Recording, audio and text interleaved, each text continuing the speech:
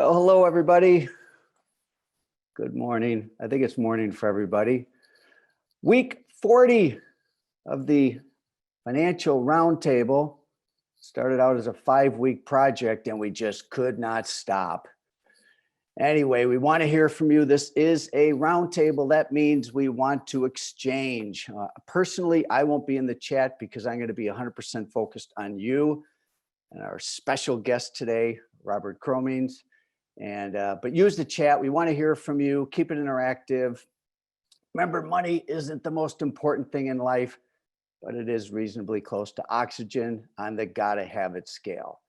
These have been crazy times that we've been living in, but oh my gosh, I think we're coming out of this pandemic and business is getting stronger and stronger. We're going to start off with a great story here. Then we're going to get to Robert. Moving from a state of confusion, overwhelmed, and just everything that's been thrown at us in the last year, especially for people like Robert out in California, to really create a clear plan and a clear vision to greater financial success and sustainability is what these roundtables are all about. And it's very interactive in the sense that we bring several contributors.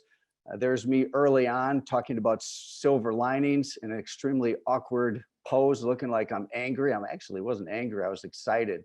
But hey, you never know with people's facial expressions on camera. Anyway, this session or these sessions wouldn't be possible without our curated group that we call a brain trust that share with us just amazing ideas on a weekly basis. Most members of the Brain Trust, and I'll show you some pictures of these amazing people that we're going to have to, not have to, but we'll be delighted to add Robert to this wall of fame here. Most of them were invited to share the day before the roundtable. Hey, we like to keep things very, very current. Robert and I had a little bit more of a plan around this. We decided last week we'd connect, but we had a great conversation last night and I can't wait to get to that. Last week, we had our very own Carrie Perkins sharing money in ideas, new ways that we're seeing and great success stories and tips for greater revenue. Carrie did a great job last week. And this week, we have the one and only Robert Cromeans, who is full of stories, wit, ideas, brilliance, and a little secret about Robert that I'm going to tell in a few minutes. So we'll get to that in a moment. All progress starts when we tell the truth, and Robert is going to share his truths, and we welcome your truths in the chat. These are produced by Qnity. We do want to acknowledge 2 great sponsors of these roundtables, Aura Salonware. They did a great session with us. Sarah Cooper did one of the principals. It is stored in our Plan for Profits recordings of these roundtables. Vish also has been a great sponsor of these roundtables, so thanks to those guys. Past recordings of these roundtables are posted in the Plan for Profits portal. If you're enrolled in our Plan for Profits program, you'll have access to those. Use the chat with Michelle or Aaron if you need more information about that. The 9 grid, our award-winning, I love to say that, that's a little bit bragatory, but whatever. Our award-winning grid-based visual thinking tool, the 9 grid, is provided.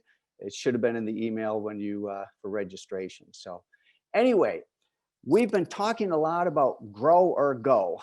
And let's take Amanda Hare off the mic here. And Amanda, it sounds like you have something to celebrate with us. Hot off the press. So Amanda, are you off the mute? I'm assuming Amanda's on the call. All right, so we'll get Amanda's voice here in a moment. So anyway, this is a great example of someone that's in the grow mode and someone in the go mode. Wendy Daley, we've known Wendy for years. She actually has sold her 2 locations. This announcement, I think, just came out yesterday. Amanda. Hey, Tom, I'm here. Can you hear me? Yes. And this is very fitting, Amanda, because I think you were the very first guest on the roundtable in week 1. Is that right? Yes. Pandemic fun. All right. So what's going on? I mean, listen, and Bob Steele does not carry Aveda. You carry L'Oreal products. And here we have you correct. acquiring Wendy Daley, W. Daley. So give us a quick snapshot and let's all celebrate with you, okay? Oh, well, thank you so much. So Wendy and I actually have been discussing this opportunity since 2017. And this opportunity actually came by way of you, Tom. So this has been a very long process that we've been considering it. I had to take care of some things within my business and with myself personally before I was ready for something like this. But what we're doing now is that Wendy Daley is going to be a sister brand to the Bob Steele Salon brands. And we're going to continue the brand, the legacy that Wendy's created. She's done such an amazing job with creating her beautiful brand. And we want to keep it just the way it is. So now we've got a brand general manager for the Bob Steele Salon brands, and that's Jennifer Barber. That's been with us for over 10 years. She's been a very integral part of the company and the success of the Bob Steele Salon brand. And Sage Daley, Wendy's daughter, is going to be the brand general manager for the Wendy Daley brand. And I'm so excited to work with her. She's going to continue the legacy and keep everything, the day-to-day within the W Daley brand continuous, the way that it has been and will continue forward. So we're just kind of looking at things in a different way. This also put me in a position to rebrand my parent company, which was Bob Steele Salon Inc. Now it's a call out to our core values, which the acronym for that is CHIC. For caring, continuous improvement, community, having fun, integrity, and celebrated. And the parent company is So Chic Salon Brands, Inc. So our parent company has two brands, Bob Steele Salon and W Daley Salon. I love it. And I was going to ask you a question about that, but I just forgot I know what it is. How many locations? So Bob Steele Salon has 5 locations. W Daley has 2 locations. 7 locations? One of the wonderful things about this, though, that made it so appealing for me is that Wendy also was doing the Qnity practices and tools. So we have a common language with our leadership team going forward. So that's going to be the consistency from the brands, along with some of our, systems and processes as we go forward. But that's going to allow us to continue speaking in the same language, even though the brands are different brands. That's awesome. So transition is next, and transition is its own project. We're going to check in with you in a future week to see how things are going. Does that sound good? That sounds great. I would love that. Thank you, Tom. All right, Amanda, excited thanks. to see you, Robert, by the way. I think you actually brought up Robert's name. You might have been one of the very first people to bring up Robert's name, not first person to bring up Robert's name, but bring up Robert's name in terms of like the 2 to 10 project. Which, by the way, everybody, time out here, October 4th and 5th, Waldorf, Chicago, 2 to 10 in person. Put it down. We're signing the contract like now. Okay. I cannot wait. All right. In person is exciting, all of us. So congratulations. It's awesome. All right. You. So we're going to get over to Robert here in a moment. And one of the things that I think is so amazing about Robert is that he has such a great pulse of what's going on. And this isn't necessarily the frame of the conversation, old versus new rules, but it certainly is the spirit, a lot of things that Robert will be talking about today. There's a great beauty industry study of 20,000 cosmetology students offered by a company called Talent Match.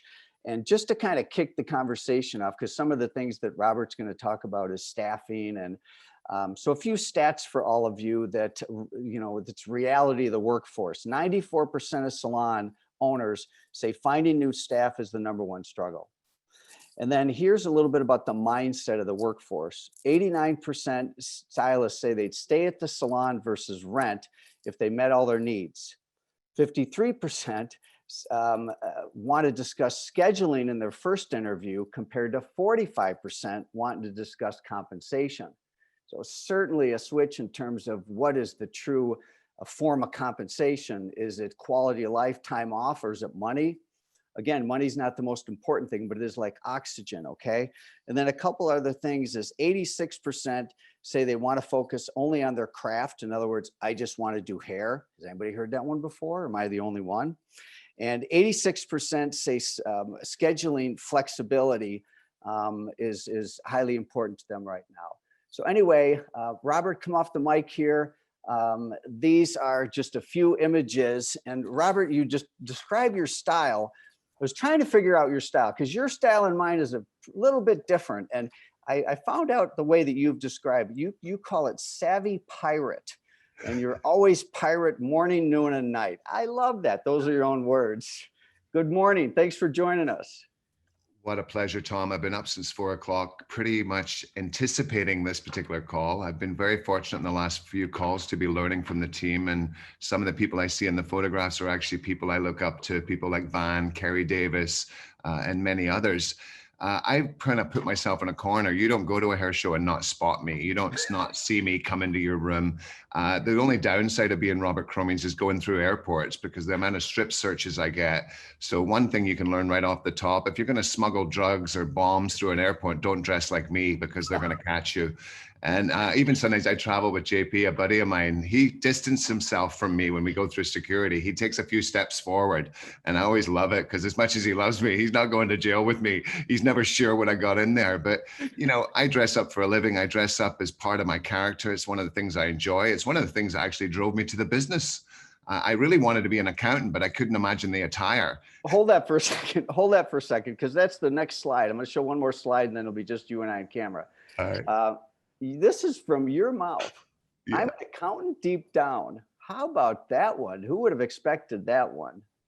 All right. Well, anyway, you know, you're a super smart guy, and you've got a handle on the creative side and the business side, and you're no one's fool here. And talking to you is always a big delight. And I don't even know where we start here. I think what you and I decided was we're going to focus on a few areas. Yeah. But I can... Tom, I'm savvy pirate deep down. Nice try, Aaron. Okay. So I think the areas that we were going to cover today, Robert, and we'll just keep it loose, which works very well. And I just got my seatbelt on with you here. But I think a few things we're going to cover is, I'm going to give the list and then we'll go from there. Ideas in the business that before, if you would have suggested them, basically staff would have just walked. That's one thing. Number two, so a very different climate. Number two, recruitment, big piece. And number three, going beyond brick and mortar. Yeah. So with that, I'll let you, my first question is to start where you feel like you want to start from there, okay? Well, you know, we talk about my image. My image is full of what I call in hair show world misdirection. People are very surprised that I think datification. You know, not only I coach different salons around the world, some are chain salons. I work with the independent salons. So it helps me get a lot of data from an industry. If I'm working for Sport Clips, the first thing they got to give me is average ticket, take home sales, frequency of visits, stuff like that. So I find it to be a beautiful secret weapon. And, you know, I didn't graduate high school. I'm not a very good reader and writer, which is why talking is my A game. I mean, I can talk it up. I can't write it up. And some of what I discover and tell and share with you guys, you know, putting an ad in Craigslist for people isn't my forte of what words to write down. But if I pop on a video and say, you'd be freaking crazy not to work here, that may be the stop the scroll right there. And I think we got to use things like the internet to look at recruitment. But numbers to me set me free. And I've not always known numbers, but as I kind of was a young kid, I got introduced through Millennium and software. I picked coaches that knew more about my business than I did because I'd run it for the first 12 years emotionally. And then I started discovering numbers, and it was kind of funny because they would hit me with questions like, what do you think is the most unusual number in this store? And I said, I don't know. And they said, well, you got 6,000 walk-ins a month. I'm like, well, shit, I had no idea that we had such a traffic call. So as you start to unravel the data points, and I will say, unlike an accountant, I think every sort of strategy should fit on a napkin. If it's that complicated that only an accountant can understand, it won't speak hairdresser. And what I do really well, Tom, is I speak hairdresser. You could tell me what you're trying to get across, and then I'll put it in a word that makes hairdressers get excited. One example of this, we have a term in the industry called retail. I call it take home.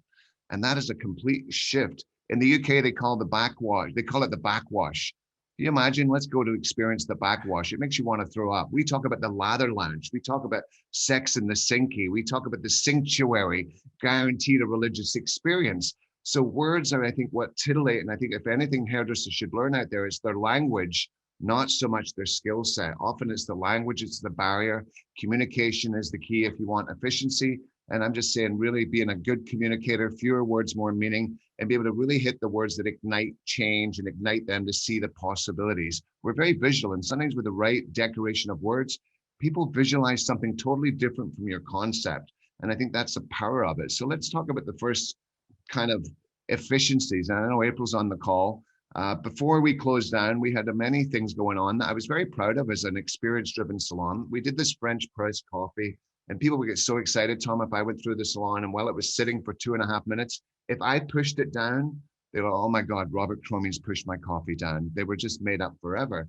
And I would just say that when I look at saying to my team, I'm going to take away French press coffee, they would have told me I'm crazy. But through the pandemic, we took it away. What I found my business had turned into was not a salon, it was a freaking coffee shop. I was doing more dishes, more setup, more delivery of coffee, and we're using it as a buffer to make up for things we weren't doing right. So getting rid of coffee. We had an assistant program when we first closed down, and Carrie and I had many conversations, and I'll kind of phrase everything I say today like this, as of today. So as of today, because we're not triple booking, not double booking, we're working single client, single touch point, we're cash free, we're working on a new system, not stacking and racking that crazy pace, but working on individual 5-star service each and every guest. As a result, our average ticket is going through the roof. But let's talk about the bottom line, because that's why I chose you as a coach.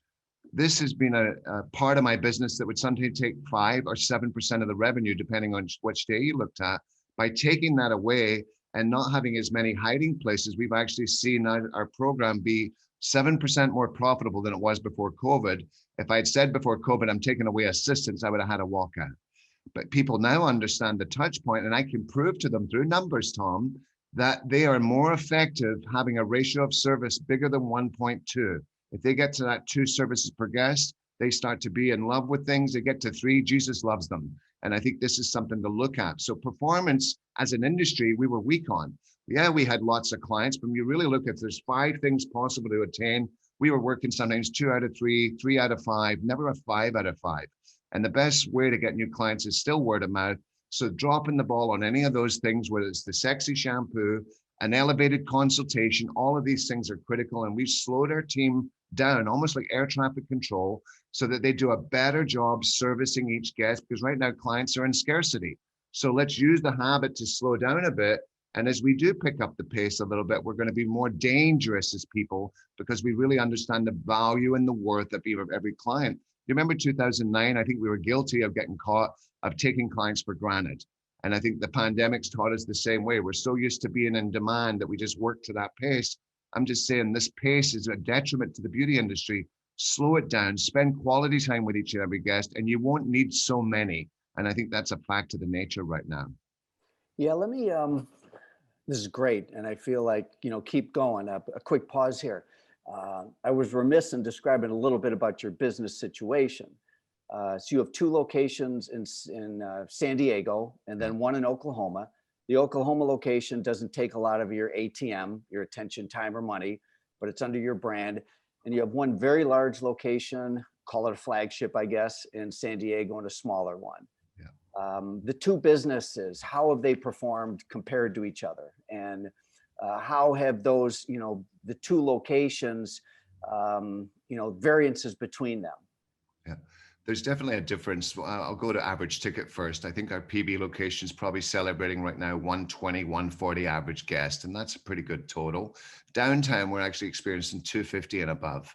So again, and the bigger one's downtown, right? Yeah, and I would describe it like a football field. It is massive. It is massive. Now, again, before COVID, big salons, I like the energy, and now I like about it moving forward. Do I really want a big space as we move forward? We'll get to that bridge when we cross it. We've had that conversation. How big is it? How big? I mean, you say in total, I've got 8,000 square feet now.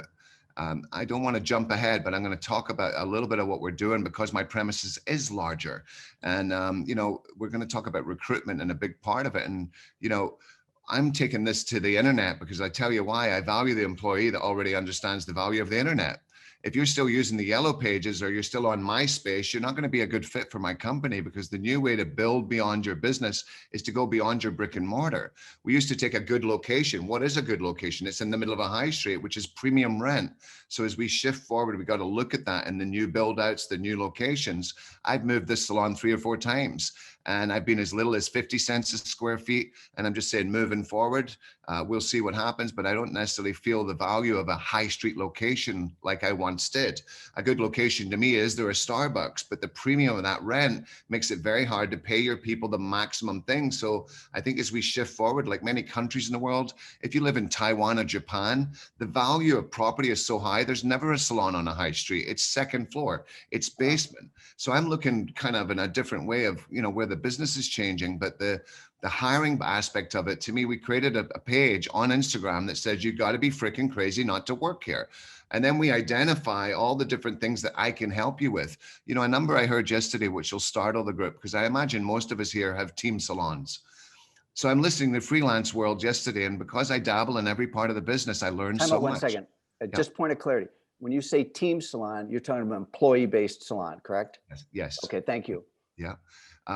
We don't use the COM word because it's illegal in California. So I'm just saying it's a team, meaning I'm paying my people hourly, and that's been a beautiful shift. When the government made me do that, I said, this is the worst thing ever to happen to our business. I was wrong, Tom. It actually created transparency. Commission is not a transparent pay system. It would say, I'll pay you 50%. I called my mother in Scotland and said, Tom, I'm getting 50%. She said, of what? I said, I don't know, Mom. I'm just getting 50%. The reality is it never brings in time. Time's the most valuable commodity. So when I was looking at people maybe hitting a $2,000 week, if it took them 60 hours and you'd multiply that by the output, it wasn't it was just above minimum wage. So sometimes compliance and changes like COVID have made me rip it up and start again. And, you know, sometimes people will wrestle with things I say, but it's not just coming from the data of my salon, it's coming from the data of an industry and listening to a freelance hairdresser talk about the profitability on a suite. And they said, if we do it, talk about that. Unpack that whole thing about profitability. I love when you say it. I love when he says unpack it, and then I love when he tells me to park it. Either way, we're going to unpack this, Tom. And what I would say to unpack it is, they said if you were running a suite and you were running successfully, 50% profit margin would be awesome. And then you think about the people on this call that sometimes pay as much as 50%. And what that's telling you is people would rather work alone than work for you. I had a few years ago where I opened up an inner coiffure, which is all big fat salon owners like me. And I said 70% of the industry would rather work alone than work for you. And that is just a fact. That is a data point. That's not something I smoke something and come up with. That's a reality of what's going on in the world. So 70% of our colleagues in the industry they check out their own client. They have no reservationist. So if you really look at the overhead, but here's the number I want you to settle on right now. They said actually most suite owners are making 25%. Drop the frickin' microphone at 25%. You'd be better off working for me. All right. And I just think this is a parallel that we've got to defend ourselves against different business models. And I don't see the freelancer as the enemy. I think what I've got to do is build new values. What used to be a value is I'm going to give you education every week. But the reality now is I'm going to give you, watch the word change. I'm going to give you access to education. Access. So if I don't give medical insurance, but I make it possible you can get into medical insurance, I'm not saying I provide it, but we do have an ability to involve you in our insurance program. So I just think that what we got to look at is everything surrounding us, not just the tunnel vision of our business, but I'm very fortunate because I get to look into the industry and hear things every single day that make me rethink everything I believe. You call it BS, it's the belief system you have. And for all the belief systems I've had for 25 years, through COVID and many other things changing in our environment, I have ripped up so many things. One I'll give you that's a whammy, an assistant program. Some years in my books, I would see $250,000, $250,000 invested in training people. We had this conversation yesterday. I thought you were going to have a heart attack. If somebody tells me it would take you 16 months, 18 months to train as a hairdresser, one-on-one was the way to do it. If I train somebody one-on-one in 18 months, I expect them to be a freaking brain surgeon, not a hairdresser. Could we use technology to inform and inspire kids, sometimes in their own time, changing the way we look at it and not making it such a burden of investment. Right now, my people are performing individually, one touch, one client. Their retail's going up, their average ticket's going up, their retention's going up, their next request is going up because they're not ditching to the desk. And I'm not saying every desk doesn't do a great job. I do have a call center, so we are still active on the phones. But if I've got a salon, like let's use my little one, if I know the revenue that day, especially after COVID, is less than 2,500, I will not have a reservationist on the business at $15 an hour. I am going to digitally check out clients and actually pay the team more because they're self-checking. And that's inspired by the freelance movement. So there's so many things that we got to look at. And for me, taking away the assistant program took away 6 or 7%. So now that creates a void. Where are my people going to come from? Before, if you didn't come from school, I wasn't interested. But to take the 18 months to get you there, I'm going to open up my mind. San Diego, as Carrie Davis knows, and Gayla Root, is 98% freelance. So some of you guys in different cities have been affected by this, but not like California. Forget what COVID did to me.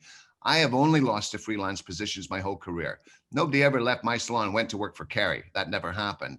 They would go to the freelance. I'm just saying, if I look at what I'm appealing to as I move forward for the ideal employee, one is I want them part-time, Tom, part-time, because I feel the full-time hairdresser stops loving people. They no longer have the servant's heart. They're seeing so many people making so many donuts that they don't even take time to learn your name. They lose the consultation after the third visit. And these are all indicators that are an absolute detriment to the industry. So why do I see value in part-timers? I have working mothers in my company that do so well. My wife's a part-time educator. In 3 well-planned days, she does more than most hairdressers do in a 5-day work week. You talk about time being the most precious thing. It's not the dollar bills. Most people become a school teacher because they get more time off. Now we're looking at my whole crew is part-time. Nobody's working full-time anymore. You mentioned that many years ago you had daycare, and now you're talking about bringing daycare back. We're bringing it back like JT brought sexy back and like I brought homeless back. Yes, we're bringing it back because I feel the working mother of this industry, a female-driven industry. And I'll just tell you, I see such value in that. And I'm just saying, what would it mean for you? You'd be freaking crazy not to work here if I could offer you a daycare facility on site. And we had it for many years. 2009, we took it away because of the overhead. The business shrunk. I lost in one store $1 million without knowing it was happening to everybody else. I thought it was just happening to me. But the reality is, when we look at it, what's valuable moving forward, I could see a lot of freelancers seeing the value to this because they're paying rent and daycare, childcare, after school care. And it's built for infants. My son and daughter, when they were little babies, spent time with 10 other kids in the back of our salon.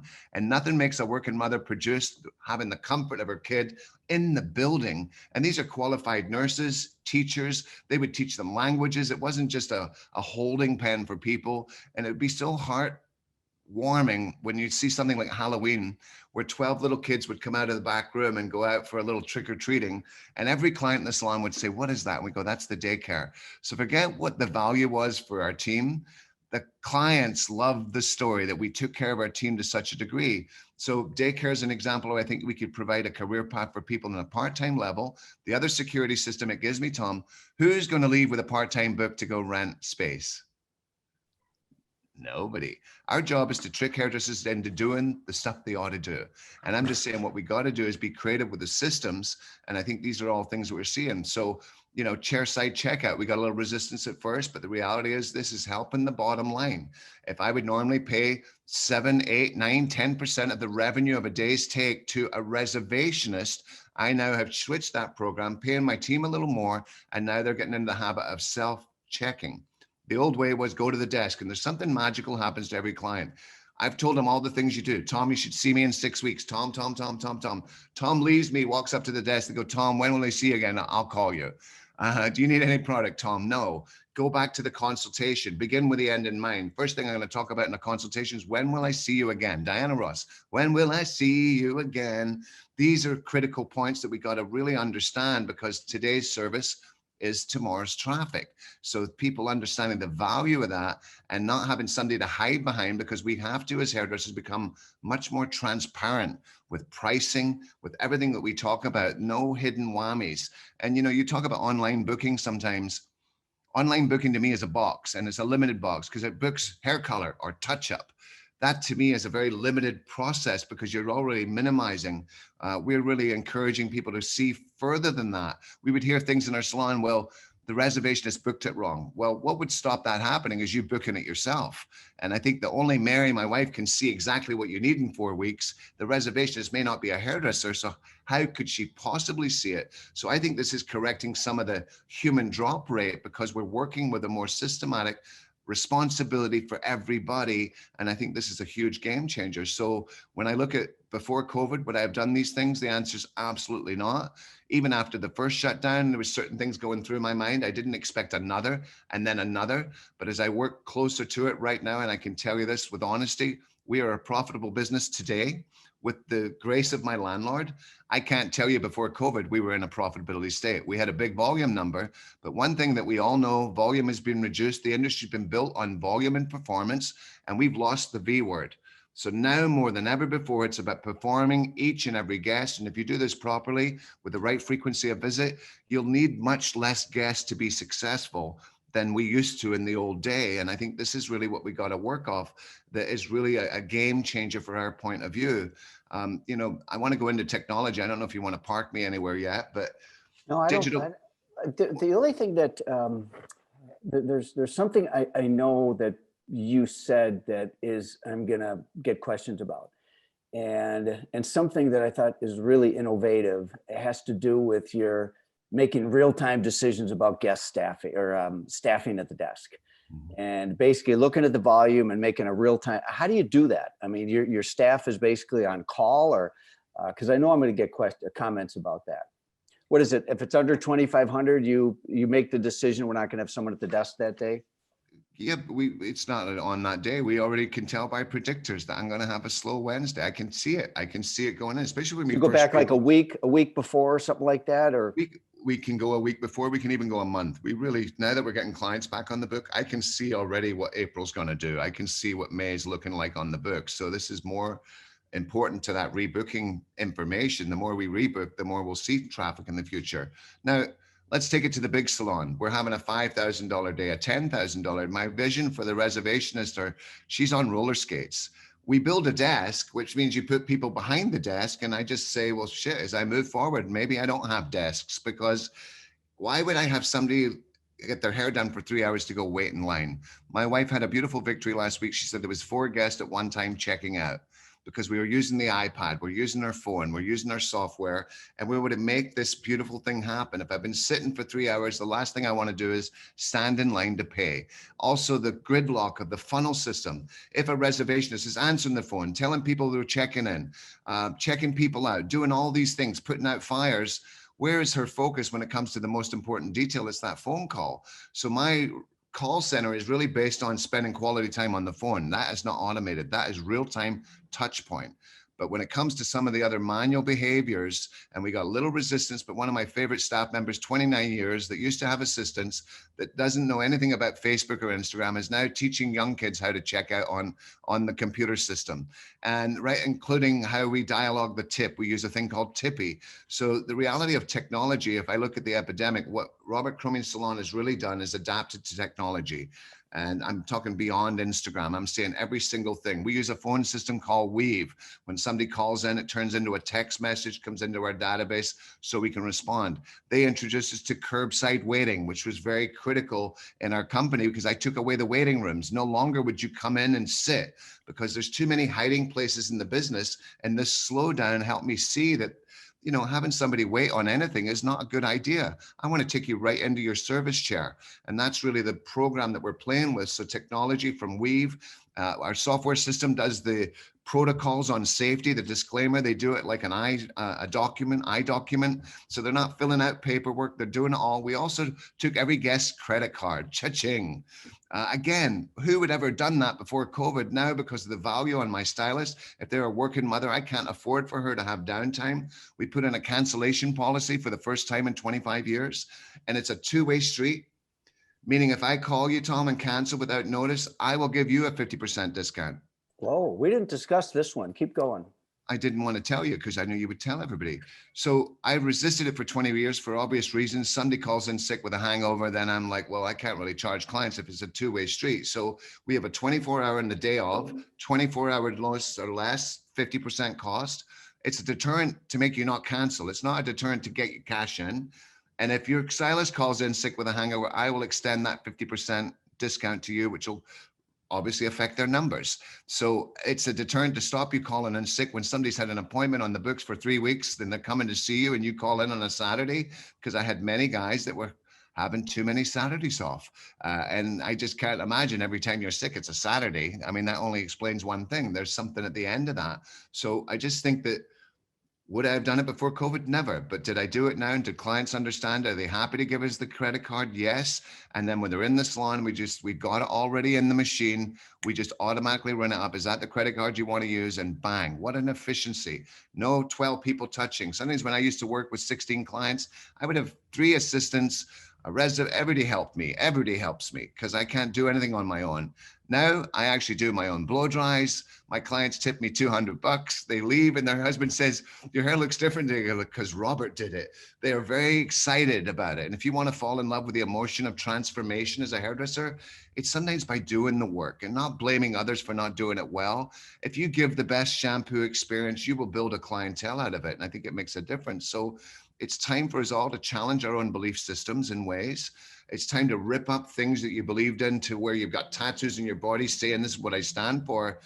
I am a very confused individual right now because so many things are happening in the universe, in the business, and not just in the USA, around the world. I was on a call yesterday to Greece, working on their recovery program to get back to work. They just reopened.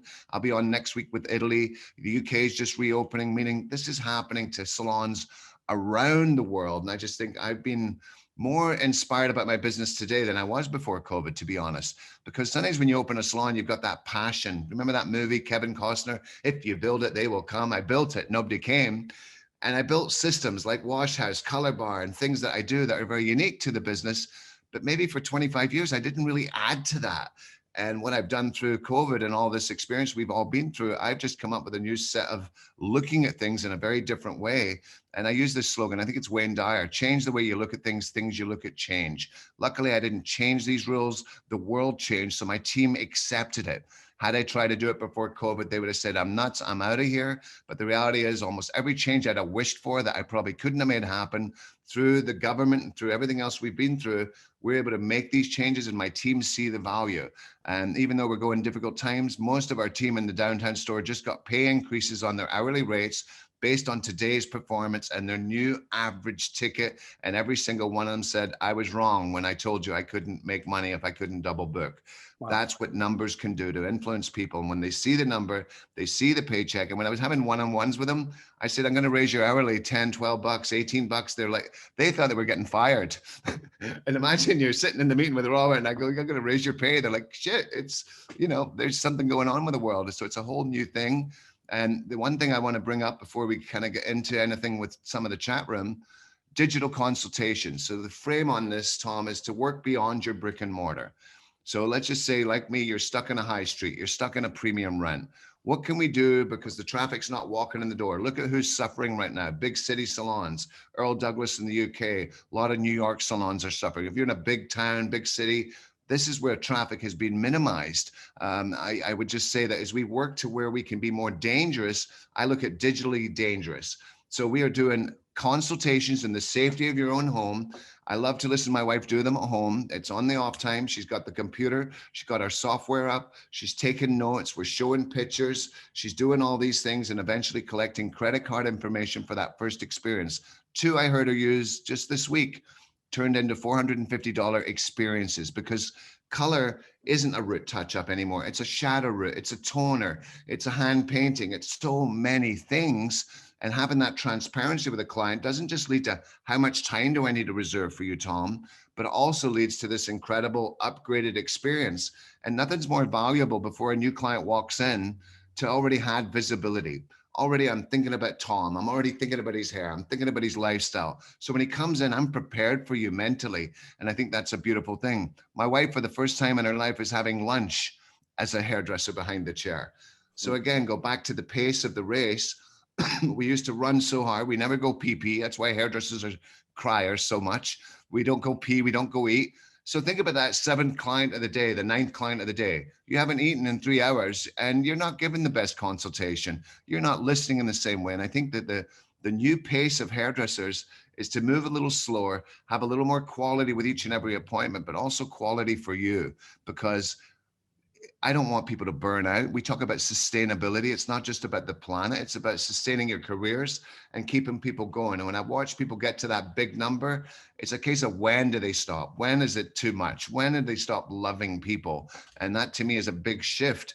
We used to think make donuts, pace, race, pace, race. I'm saying slow it down, find the pace that's right for you. It's different for every one of us. And I think that new pace will make you enjoy your job more. And as a reflection of that, your clients will enjoy your experience more. But this digital consultation has been a huge one for us. So when people would normally want to book a consultation, now they can do it over the telephone. We use Instagram, Tom. There's a little video feature on the DM that you hit a camera. So they're not even getting my phone number. All we're doing is this visual thing. And so far, everyone we've had has converted to a guest. And that would not be true in the old way when we offered free consultations. So this digital consultation is a dangerous way to work beyond brick and mortar to go to a whole new understanding of who can I touch in the community. And, you know, when I talk about digitally dangerous, I want to make it clear. I am not trying to make you famous on Instagram. I'm not talking about becoming Insta famous. What I'm saying is, what does your Instagram page say about you? Are you into LGBTQ? Are you a vegan? Do you live on a farm? Are you a working mother? It's more about letting you pick your clients in the future. No longer are they going to pick me. I typically do hair shows around the world. If I'm doing a show for somebody, I ask for 100 models. I need 10. In that 100 room setup, I pick the 10 that most suit what I'm doing. I think hairdressers need to decide what do they want to pick out of the clientele, not just inheriting people like family members who choose you. Let's change it up a bit, change the game. Let our pages reflect who we are as people, and whether that's the safety protocols you believe in, whether it's the type of hair you do, the specialty you're in as a category. I think it's time to use this technology. The helping hand we need as an industry is at the end of our sleeve. So before COVID, post or don't post, I didn't care. After COVID, every one of my team members has to post 3 times a week at least. And this is just a factor of moving forward. If you're not digitally savvy, you're not going to be a good fit, and you're not going to get exposed to the type of customers you deserve. So think of it as eHarmony. You know, you're putting out there on your page what you're looking for. What are you trying to attract? You know, you may be into men's specialty, whatever your specialty is. I don't care what it is, but put some time into this social part. Put some time. I don't care how many followers you've got, but this is the way. So we don't build business cards anymore. I threw away thousands of them. The new way to connect, here's my Instagram number, connect on Instagram. Some people join it just to get the consultation. But once they're in, when we take the photos and we do everything else, that's part of that experience. I love to go to Starbucks when they would call my name out, Robert, your cappuccino's ready. I'd push people out the way. To me, that photo shoot, if we got more time with each client, taking the before shot, taking the after shot. One of my favorite guests, her name is Qnity. She's 75 years old, school teacher. She wears Birkenstocks, which I consider a form of contraceptive. And she's the sweetest little lady. And yeah, Tom, I got you. She's the sweetest old lady. But one day in the salon, we said, we're going to take you over to the ring light and take your picture. And here's what she said to me, Tom: nobody ever takes my picture. Guys, we're in the heart business. Let's not forget that. It's hearts and souls. You may have seen Robert Cromeans on stage, and I'm unbelievable. But the best Robert Cromeans you'll ever see is behind the chair. On Friday this week, I'll have 6 guests, and I will be the best Robert Cromeans, giving these people a memorable experience that they'll never forget. And I think that's really the heart of the business. And whether you're into crazy rainbow hair, or, I'm just saying, to me, it's about being a servant of the heart, and don't ever forget that. And I think by slowing down the machine, starting to really go above and beyond, and we talk about the digital consultation, elevate your regular consultation. The byproduct of this, we role play this. We do it as a team. We role play with each other. But what the elevation for me, the trick in the whole surprise is you open up the sneakers bar, is you're learning how to elevate the consultation as a general, because the drop-off rate of clients who love us after 3 to 4 visits is astoundingly wrong, because we start to lack in the service we gave. We start to not talk about it. Every consultation should be brand new for the first time, even if they've been coming for 25 years. That's where you stop people's clock. That's where they understand you really, truly care, and not just taking your wife or girlfriend for granted. You know, think about it like dating. When you're in love, You hear love songs, everything you think about. I was in the coffee shop the other day and they were playing Lenny Kravitz, I Belong to You. Well, that was the song my wife and I got married to, because we do belong to each other. And that just sort of stirred my mind. And I think that's what we got to remember with each client. We're in a love affair with this relationship, and it should always feel new. It should always feel fresh. It should never get old and lazy. And I think that's where hairdressers can really take the silver lining you talked about at the top and really cash in on it, really enjoying what you do, looking at your column and going, oh my God, this isn't a client day. This is my best friends in the world day. These are my favorite people in the universe. And I'm very fortunate as a hairdresser behind the chair. When I look at my clients I'm going to see today, I love and care for every single one of them. I don't have anybody on my books that's driving me crazy or working my nerves. I just think now's the time to use this scarcity of hairdressers and clients to really hone in on what makes you the happiest. What's the ideal client in your chair? It's like an FBI profile. I don't want a root touch up. I want a dimensional color, because that's worth much more money. I'm looking for a client who sees the value and hates to blow dry her own hair, coming in more often. These are all things that I think make a big difference. So what is an ideal client to you? It's different for me, chemically dependency. That's, to me, one of the smartest things you do, upgrading people to color. I actually make a joke, Tom, hey, little girl, want to try some bleach? You'll see me at high schools. Meaning I can get you addicted to color, and that helps me on frequency of visit, loyalty. All of these things make a difference. I can't tell you how many times a busy hairdresser will not give the upgrade because they don't have time to do it. I just think this is where we could really learn from this slower pace that we didn't pick, but what are the habits we can gain to change our behaviors and make a different outcome happen, from our pay to our salon success and our lifestyle of being happy at work. Because, it's not all about the dollars. It's about you being happy at what you do and loving on people every single minute of the day. And I know for me, behind the chair for many, many years, building a company out of my own wallet, I was doing 16 clients a day. And there's times I have blow dryers that come down from the ceiling. And, you sometimes people say to me, I only choke clients if I want it, meaning that you get so crazy with the energy. People take so much out of you. And I think that sometimes at the end of the day, we just get into this pace because we inherited it. And that would be a challenge I'd give to everybody. Slow it down, get a more dangerous ticket. And what you'll see is you need fewer clients with more meaning. And I think that's a beautiful way to live your lifestyle as a hairdresser behind the chair. Robert, I've had my seatbelt on here, and you over-delivered today. And your wisdom, not only you're great on stage and with a client, but you're also great on a Zoom meeting like this. I love Zoom. So listen, there's a lot of comments out there. I think you should read them and respond to them.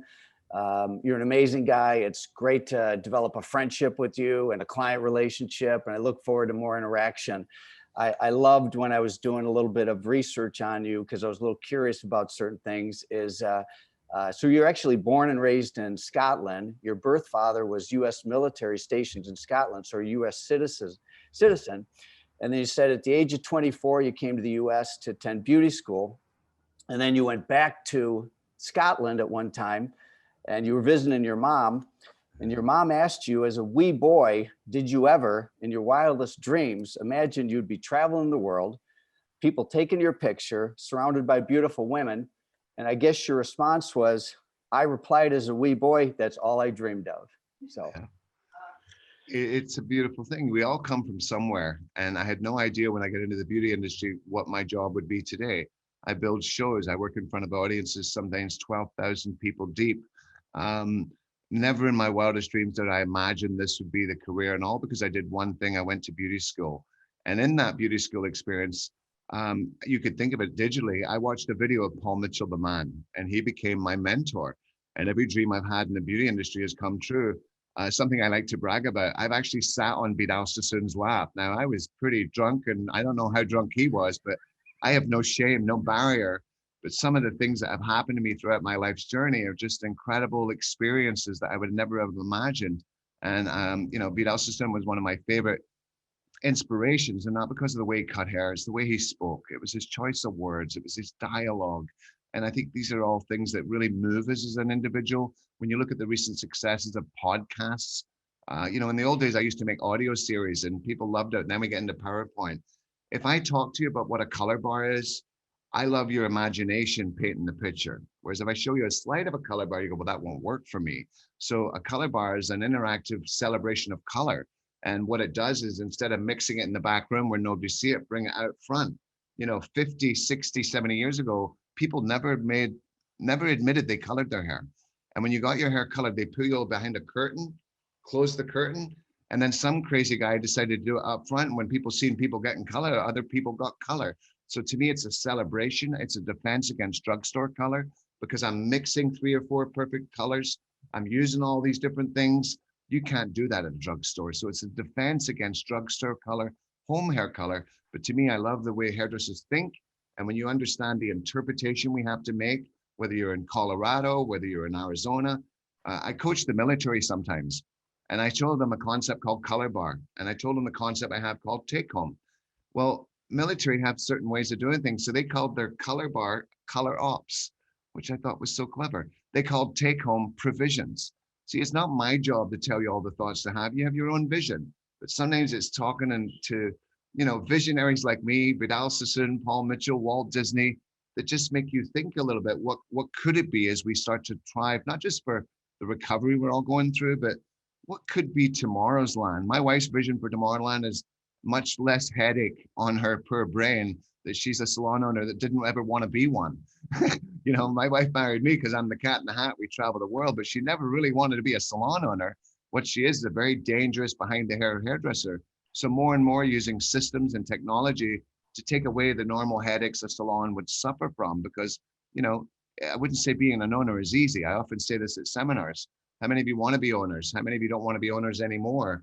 And I'll get equal hands in there because it's a tough, tough business.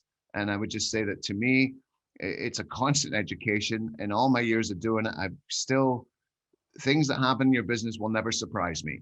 Meaning the things that people will do, it just never, you almost couldn't tell me and they would get me going, I've never heard that before.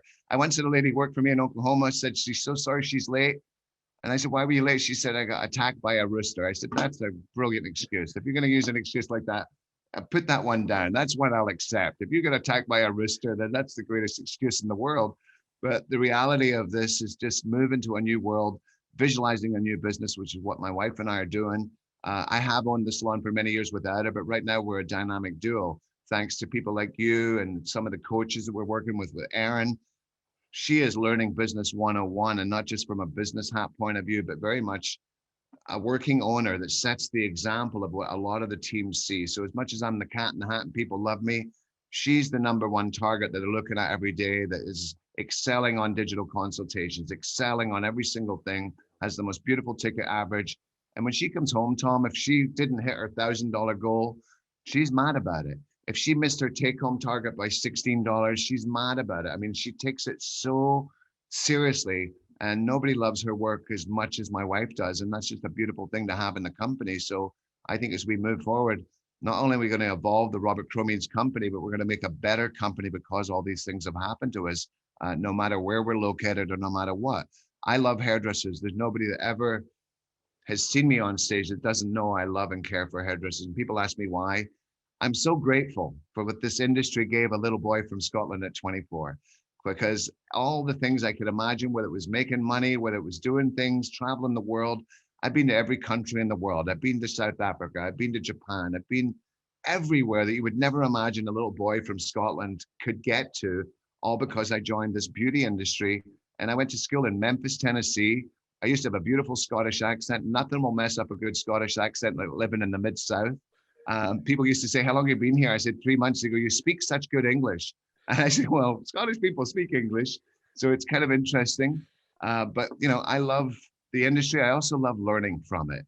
These last 3 calls I've been on with your team, I've learned so much from every individual. I'm a student of it. I am a student. I'm on Clubhouse every day listening to alternative ideas. Carrie Davis is a good friend of mine. We've known each other for over 30 years. During this epidemic, she's the person I called on most often. She's a coach I don't have to pay. But the reality is I have a lot of coaching through my company, like your guys' organization. I've worked in the past with Steve and Terry Cowan, but I'm very influenced by other people in the business. And I love that. And I don't think there's ever a place where we can stop learning. If we're going to stay in the beauty industry, I used to make a t-shirt that said, I run with scissors. And it was a pretty good mantra. I sold thousands of them. I don't even want to tell you how many I sold. And now I'm older. It's like I have a stroll with scissors. I'm not running anymore. But somebody asked the question, I think it hits the topic you started with today. What point should you get out of your salon? I say run with scissors till your heart stops. Be behind the chair until your heart stops. When you don't love people, when you're not loving the organization, I'm just saying you might as well look to the future. You're being a salon owner does not define you. You know, there's other things in life. It could be your parenting. It could be so many things that define you. I'm just saying, this is not a tattoo, and there's no judgment. You know, as I say, I've opened many stores, I've closed them because they're not salons, they're businesses. And I think this is something that we got to understand. But when your heart's in the right place and you still have that passion, I ripped off last week, Corona's infectious, but not as infectious as enthusiasm. I already have it on tape. I stole. That's where the pirate comes in. I steal. If you take from one person, you're stealing. If you take from many, Tom, it's called research. I am a researching mother sucker. I research, I study, I listen. And I just think this to me is the awoken a giant within me that still is passionate, whoops, about my computer as I was many years ago when I started in the industry. I've always been excited, but I'm just saying right now, when I get on Clubhouse and people hear me talk, some people complain I talk too fast. And I just say, listen faster.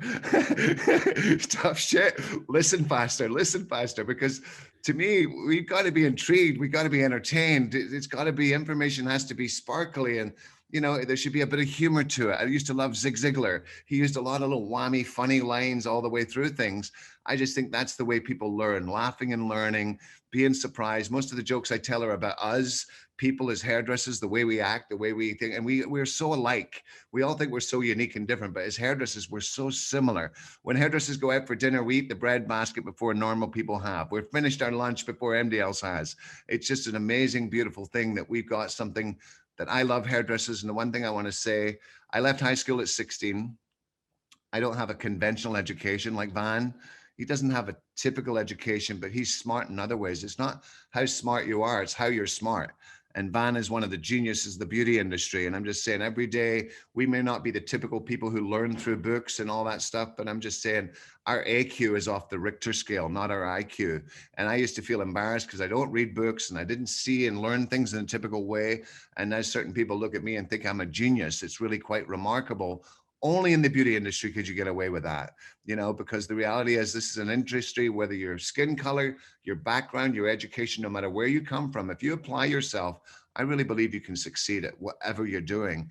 And I like to give that belief to people. When I used to watch Vidal Sassoon, I used to cry like a baby on stage as if he was doing the whole show for me. He had such an effect. Sam Bricado has that effect on me. Every time I've known Sam for 31 years, he took ballet classes once. I don't know if you know this about Sam Bricado. I did not. So he would be on stage. I'm a young kid out of beauty school. Sam did a plie and then did the split. So I went right down the street. My dancer, choreographer, and my show team took me to a ballet studio. I found out later the cup goes on the inside. So I had the whole outfit, and I took a ballet class inspired by Sam Bricado. I am still very motivatable. People can get me excited. They can get me crazy. And I'm just saying, mentorship, people to believe in is what the industry was built in. And most of these believers, like a Paul Mitchell and Arnie Miller, Horst, it wasn't about a bottle of shampoo. It was about people that you believed in that could help you take you a place. And I think that's as true today as it ever was. We need people to believe in. We need to wrestle with information, study each other's businesses, and then we'll be much more educated to form great decisions as we move forward as business owners. And, you know, being on your call today, I just love it. And I love the fact that you give me access to it. We're getting coaching from Carrie. We're working on a little duo program, you and I together. And I promise you, we're going to become best friends. I'm going to be your bestie. I love it. You've been awesome. This has been the easiest interview for me. All I had to do is just sit back and let you go. All right. We do need to, all great things need to come to an end. And this has been a great thing. It's been a total joy to spend time with you. And I know that the comments are just amazing. Sam is on the call. Sam, I did not know that about you. Anyway, Robert, I want to formally award you as a designation of being a member of our Brain Trust, the $1 million light bulb. So congratulations. Let's give a virtual round of applause for Robert, my friend. You do have Carla from Gila Root on there. Let me see who else is on the call here before we wrap up today, because I like to say hi. Amanda Alcott. Hello, Alcott. Glad you could join us. Anna. April had some comments, by the way. Hi, April. Ashley, Brad, Bridget, Brock, Christine, Colleen. David Gould. He mentioned you worked with him, I guess. I did work for David. Fire. That's a whole other story. For another day. Ginger, James, Joe, JP, Karen, Carrie, Carla, Kat, hi Kat, Kelly, Con, Leslie, Linda, Latilia, Louisa. Good morning, Linnell. How are you? Mari from Tennessee, you're her hair hero. Mark Gonzalez from Arizona. Good morning, Megan. Melissa, Nicole. Hi, Nicole. How are you? Nina, Rebecca, Roman. Ross, good to see you, Ross. Hi, Sadie, my local friend here. Sam Bricata, Sam Johnston, Sandy, Shannon from our team, Sue Aarons, you know Sue, of course, Terry McKee, Todd, and Wendy. All right, Aaron, I think you had something that you wanted me to mention about a group that Carrie is doing. I guess I better pull something up before we wrap up here. Let's just see here. All right, Aaron. Let's just see here. I love this, that you're an accountant deep down. All right. So Carrie was on last week. We do have a group that's starting April 12th. And this group is going to fill up soon. It is specifically a growth challenge, something we covered last week. If you're interested, get a hold of Aaron. I think that's the best way. Aaron's sitting right to my left in case you see me turning my head there. You probably all figured that out. So these are breakthroughs in growth, leadership, et cetera, et cetera. This particular group, there's private, but the group that I mentioned here is going to be more focused about growth, sales growth through you and your team. And we got Carrie, Heath, Jody. We're also missing Candace Gliata. She's a new coach for us. Remember, you can get a complimentary gap analysis. That's actually how we started out with Robert, doing that. Grow or go. Keep in mind that great story of Amanda and Wendy. I love to see transitions to those that are in grow mode and those that are in a go mode. A lot of activity in that area right now. Again, a shout out to our sponsors. And closing thoughts, I love this one. If you want to fly, you have to give up the things that weigh you down. So anyway, Robert certainly generated some lift in all of us. Some life, some energy, some passion, and it certainly is contagious energy. Robert, I love you, man. I look forward to spending more time with you. All the rest of you, Amanda Hare, congratulations again on the acquisition, and Sam Ricotta, rocket fuel. Yes, it is rocket fuel. So, all right, I'm looking at the clock. I guess we got to wrap up, right, Aaron? All right, so Robert, check out some of the comments there. Hopefully you can respond. I'll keep the meeting going a little bit longer, but everybody, I want to thank you again. We will be back on next week into the next quarter, and a lot of good stuff happening. I am so bullish on what's going to happen in the second quarter this year. Things are opening up. Also, reminder for those of you that are interested in 2 to 10, we are going to have a live event in Chicago. The official dates are October 4th and 5th at the Waldorf. We got a great rate there, but we're going to have limited capacity. So if you're interested in 2 to 10 and haven't and want to be involved in it, please send me an email. And the rest of you, take care. Have a great one. Robert, say hi to Mary for us. And I'll say hi to my Mary, who we haven't met, for you. So, all right. Bye, everybody. Thanks again.